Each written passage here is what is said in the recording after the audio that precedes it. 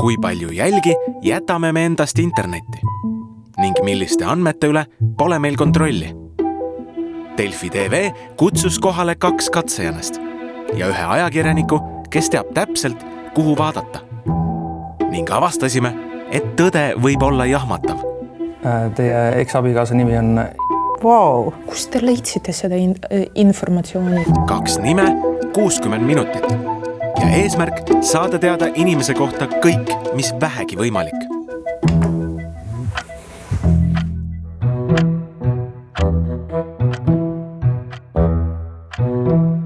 Ta näeb välja selline, et tal võiks olla ettevõte ja see kaudu saab päris palju informatsiooni juba kätte. Suundun esimesena äriregistrisse vaatama, et mis sealt mulle vastu vaatab.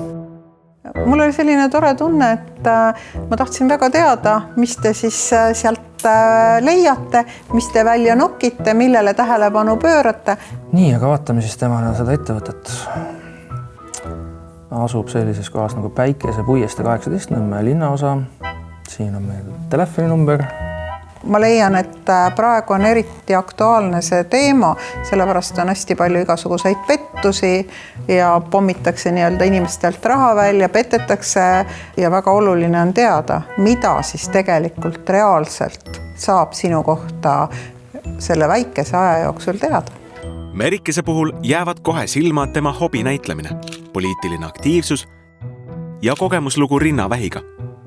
Kuigi need võivad potentsiaalsele petturile olla kindlasti kohad, millest kinni haarata. Keskendume siin eksperimendis eelkõige infole, mida inimene ei pruugi ise teadagi, et tema kohta leidub.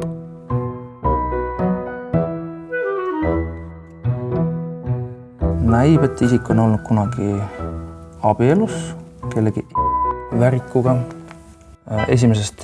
septembrist 2021 on oma 2. sambast lahkunud, ehk siis raha välja võtnud. Et kui see informatsioon on käes olemas niimoodi sel hetkel, kui see on toimunud, siis see on ju potentsiaalsele pahalasele väga heaks informatsiooniks, et nüüd me teame, et seal pangakontol on võib-olla mingi hulk raha, mida me soovime kätte saada. Kui sul on käes inimese isikukood, avaneb Eestis hulgaliselt andmebaase, millele võimalik ligi pääseda. Lisaks abieluvara või teise pensionisambaga liitumisele on võimalik vaadata, millal käis inimene viimati PPA-s sõrmejälgi andmas või millal väljastati ta pass. Aadressi teadmine avab aga veelgi uue rea võimalusi. Omanik on siis Merike Värik alates 03.05. 2000. Ostis maja ja ta võttis laenu selleks Hansapangast.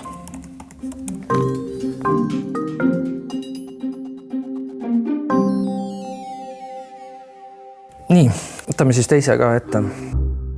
Põnev. Tegu on aktiivse ettevõtjaga. Nii nagu esimesega kandidaadi või ohvriga, ka Amina on 2. pensionisambast lahkunud.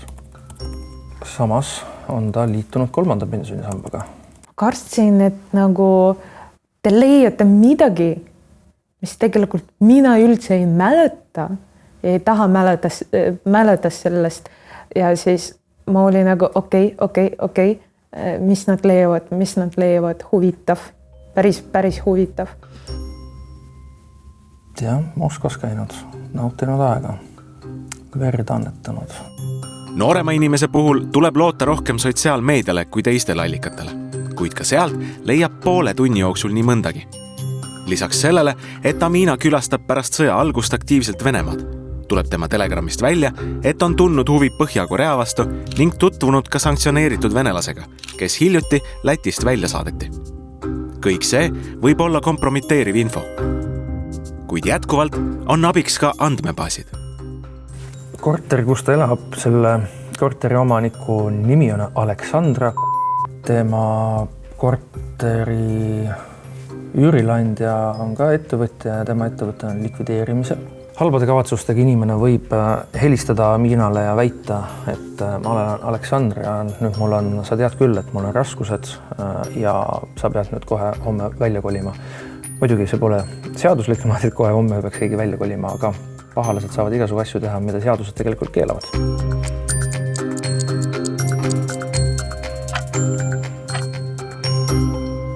oma kogemusel tuginedes öeldes, et kui seda aega oleks rohkem, me saaks sealt palju rohkem teada. Aega andmed ritta seada ja meie katsejänestega kohtuda. No mina arvasin, et põnev.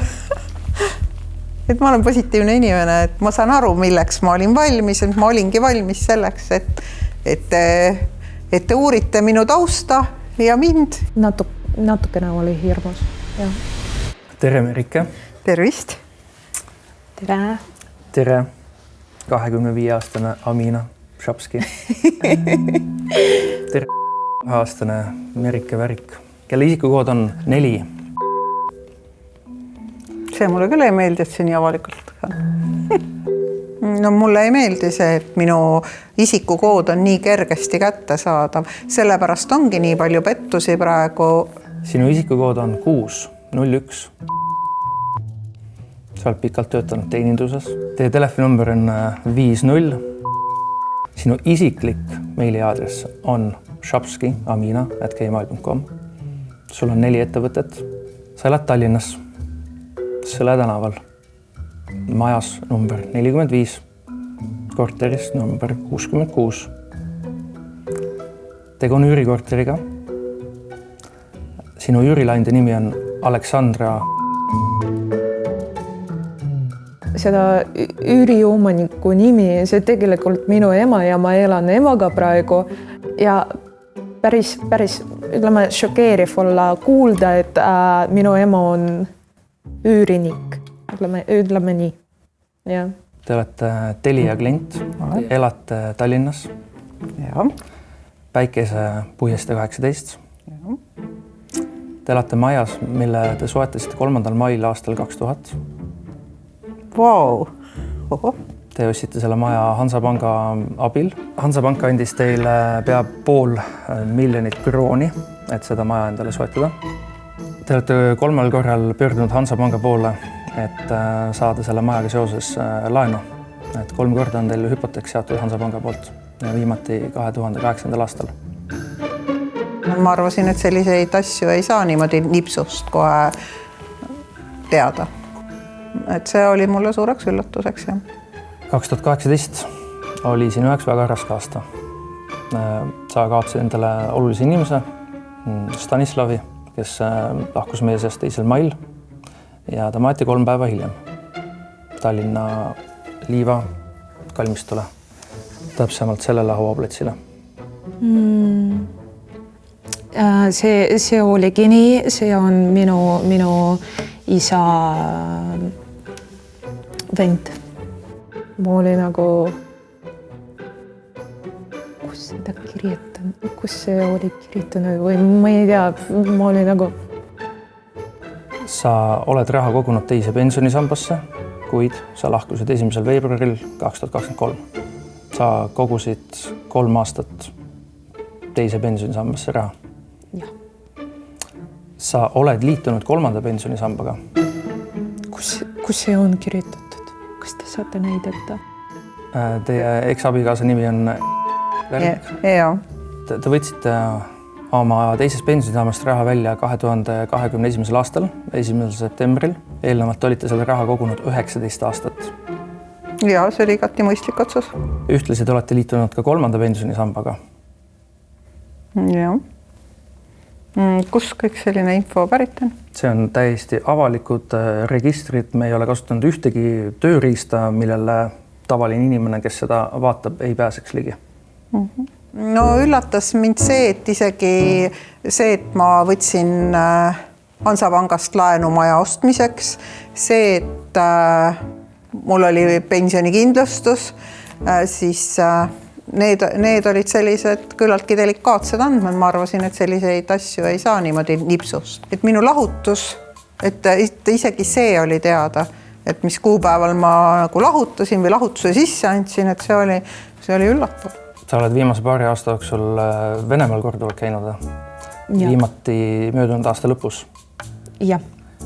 Ja umbes 1,5 kuud enne seda sa olid mänginud Eesti teleseriaalis Eesti politseinikku.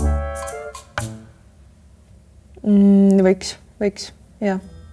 Ma arvan, et tulevikus ma mõtlen rohkem sellist, mida ma jagan. Aastatel 2017 kuni 2019 sa käisid Tallinna Vene Lütseumist, kus sa langesid 12. klassist välja ning uuesti siis jätkasid oma õpinguid 2024 ja oled need edukalt ka lõpetanud.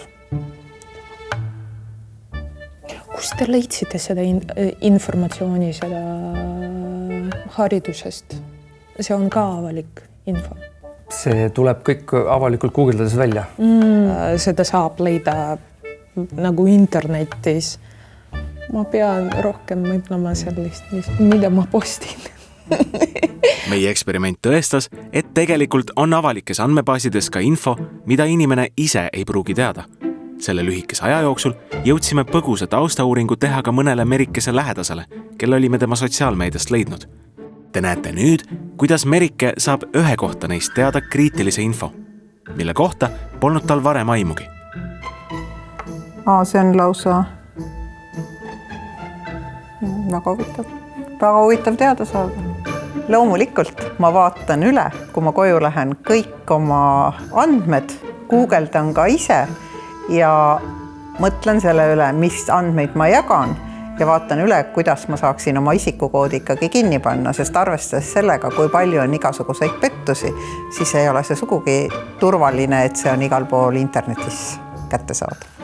Ja huvitav teada seda, et kui avalik kõik info on ja tegelikult kui sa pead mõtlema sellist, mis sa postid internetis.